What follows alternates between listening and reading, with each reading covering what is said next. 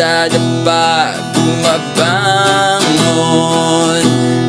gaya ng puno, hindi pumapalag. Hey there, Nocturnes! Welcome back sa Zodiac Men. Ang sign for the day natin ay si Taurus. So, pag-uusapan natin ang mga Taurian men. Alright. So, ikaw ay isang Taurus. Kung ikaw ay pinanganak from April 20 hanggang May 20.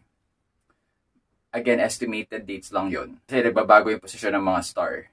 Ang Taurus ay represented ng, yung animal niya ay yung bull or yung toro. So, kung nanonood kayo ng mga, yung bullfighting, yun yung animal niya. Okay, based sa representation, mapapansin natin na pag bull, stubborn. Yan. Pero, okay, applied mo yan sa buhay na isang Taurian man. Kung meron kang Taurian boyfriend, pagkakatiwalaan siya. At saka, ang Taurus, based sa kanyang pagiging earth sign, so yung element niya ay earth. Pag earth kasi, down to earth. Kaya nga diba may expression tayo na down to earth. So nandun na yung pagiging realistic at especially Taurus sign yan, no? Kung ikaw ay isang Taurus, mapagkakatiwalaan ka pagdating sa pagiging loyal, loving, caring, reliable. Kapag may pinagawa sa'yo as an employee or groupmate, talagang tatapusin mo. At hindi ka talagang yung kapag may pinagawa sa'yo, gagawin mo siya with the highest quality as possible. So, strengths yun, no? Yung nabanggit ko, strength. At saka, mapagmahal ka. Isa pa yung sa magandang trait mo, Taurus man. Mapagmahal ka sa kung sino man yung magiging kasintahan mo. Kapag, let's say, birthday niya, bongga ka magparegalo. Saka, kung marunong ka magluto, talaga pag nagluto ka, parang ang hirap na makatanggi. Kapag nag-alok ka ng niluto mo, lahat talaga kakain. Saka, talented ka, yes. You're very talented, Taurus. Ano man yung talent mo, musical man yan, o let's say may academic protege ka man, talagang genius ka pagdating dun sa craft mo. At saka, dahil nga fixed yung quality mo, talagang tatapusin mo yan. Pagpapatuloy mo yan hanggang sa masatisfy ka. Well, kung kailan ka masasatisfy, mahirap masabi kasi nga patuloy ka nga. Ikaw yung tipong maglala sa isang organization o grupo ng mga 20 years, 30 years. Yung hindi ka kukupas. Ganun ka talaga ka-loyal, Taurus. I think anyone would love to have you as their best friend. So, yung ganong qualities, no, hango yan sa isang nabasa kong mythology tungkol kay Persephone. Kasi yung animal, okay, nag-umpisa ang kwento sa isang toro na ang pangalan ay Ceres. So, si Ceres, magulo siya. Wala siyang amo.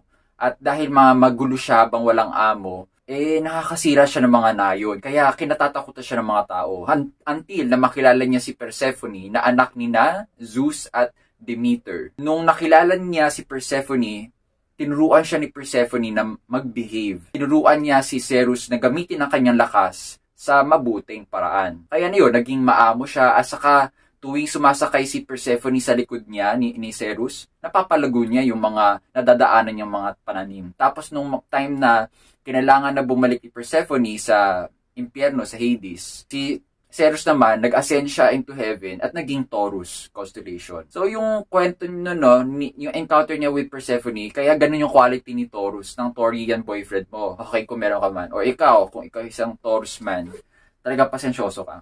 Yun lang talaga masasabi ko. Saka, pag bumili ka ng mga gamit, yung mamahalin, yung hindi yung ganyan lang, talagang, basta wagas ka. Pagdating sa pera, pagdating sa mga physical na ari-arian, saludo kami sa'yo, Taurus. Ngayon, syempre naman, wala namang sign na perfect. So, pag-usapan naman natin yung pwedeng maging problema mo in terms of behavior. Okay, una, dahil nga isa kang fixed sign, Taurus, mahirap ka maka-adapt sa change. Kapag may ikaw ay isang empleyado, tapos may malaking pagbabago sa sistema ng organisasyon, siguro naman mabagal ka lang talaga na mag-adapt. Kasi kung ano yung nakasanayan mo for how many years, nakasta ka doon So it will really take time for you to absorb or embrace any change that you encounter. So yun yung kailangan mo lang i-work on, Taurus. At saka hindi ka pwede sa mga pabago-bago. I think a routine job suits you better. Kung yung ora-orada, kuwari, tatawagin sa ganitong, let's say, party o gathering, kailangan talaga days before sabihan ka. Kasi nga ayaw mo ng mga on-the-spot changes. And I think that includes your schedule. At saka isa pa, yan, stubborn ka. Ikaw yung tipong kapag hindi komportable sa iyo gawin dahil nga earth sign ka. So, if you're very in touch, talagang attuned ka sa iyong physical na sensation. Kaya kapag mahirap gawin ang isang bagay, mahirap talaga ikaw mapasunod. I think dyan lalabas yung original na trait ni Ceres sa behavior mo. Mabagsik ka kapag magalit, yan. Kapag na-trigger. Dahil nga, may pagka-stubborn ka lang. Pero, overall, you're a good guy. Yeah, Taurus. You're the man, Taurus. Nagustuhan niyo ba yung aking description sa Taurus, man? So, comment yun lang sa baba kung may madadagdag pa kayo or kung ikaw isang Taurus, tapos nakarelate ka ako, accurate ba yung characterization ko sa'yo, i-share mo lang sa baba. Tapos kung sa tingin mo makakatulong yung video na ito sa iba, i-share mo lang sa mga Taurus na kaibigan mo, o kaya sa mga may boyfriend na Taurus. And i-like mo rin to para makatulong sa algorithm yung video na to. So guys, sa susunod na sign, pagpatuloy ang iyong tikas.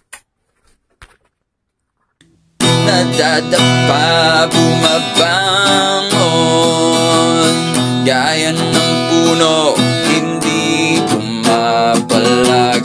Kahit gaano kalakas ang bagyo, panatili